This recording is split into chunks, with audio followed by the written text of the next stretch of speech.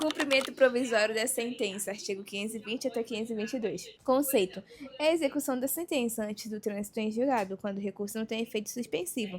A regra central é que o cumprimento provisório ocorre por iniciativa do credor, o exequente, por sua conta e risco. Consequência importante: se a decisão for reformada ou anulada, o exequente, que é o credor, deve indenizar prejuízos e restituir valores. Quais os atos permitidos? Mesmo sendo provisório, pode a penhora, a avaliação e a expropriação, ou seja, quase tudo que existe no definitivo. O levantamento de valores, a partir da regra geral, só pode levantar dinheiro com caução.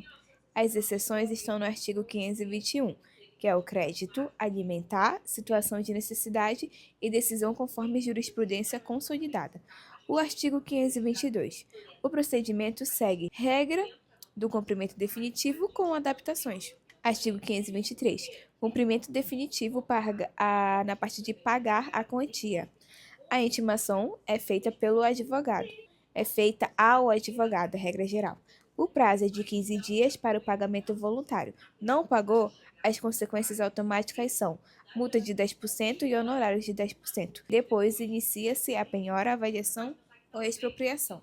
A multa não depende de decisão judicial, ela é automática. Quanto ao parcelamento, artigo 524, tem os requisitos de depósito de 30% à vista e o pedido dentro do prazo. O parcelamento é até 6 parcelas com correção e juros. A consequência é que suspende atos executivos enquanto paga.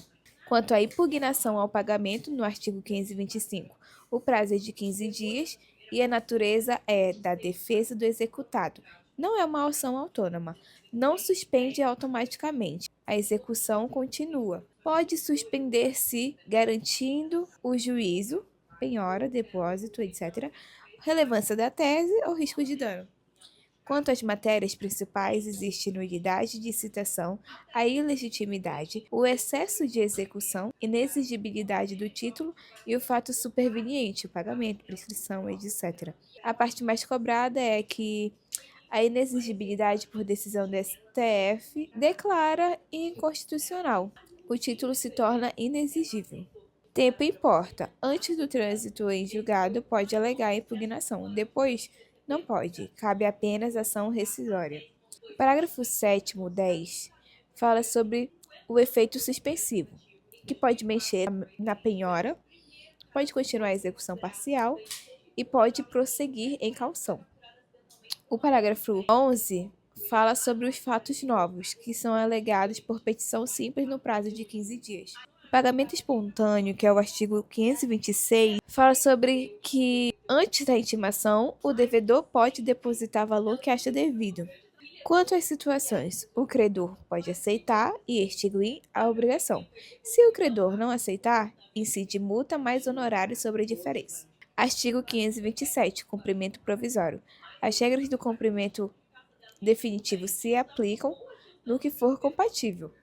Cumprimento de alimentos, que é o artigo 528 até o 533. O artigo 528, particularmente, fala sobre a prisão civil, que é a intimação pessoal e com prazo de 3 dias. Não pagou, tem a consequência de protesto ou prisão de 1 a 3 meses. A justificativa só vale se tiver uma impossibilidade absoluta. Importante dizer que é regime fechado e não extingue a dívida, e tem o limite de apenas 3 parcelas anteriores, e as parcelas no processo. O parágrafo 8º pode ser uma pegadinha, onde o credor pode escolher execução comum, que é a penhora. Nesse caso, não tem prisão. O desconto em folha está no artigo 529. É possível quando for o empregado, servidor militar. O limite é até 50% da regra líquida. Da regra não, da renda líquida.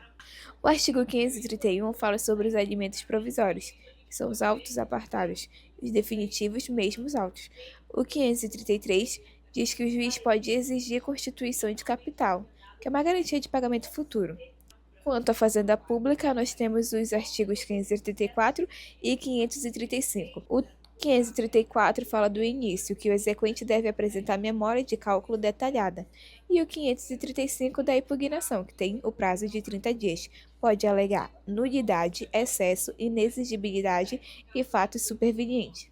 Uma diferença importante é que não tem multa de 10% e nem honorário automático. O pagamento também ocorre por precatório ou RPV. Resumo final: cumprimento provisório, sem trânsito em julgado, com risco para o credor.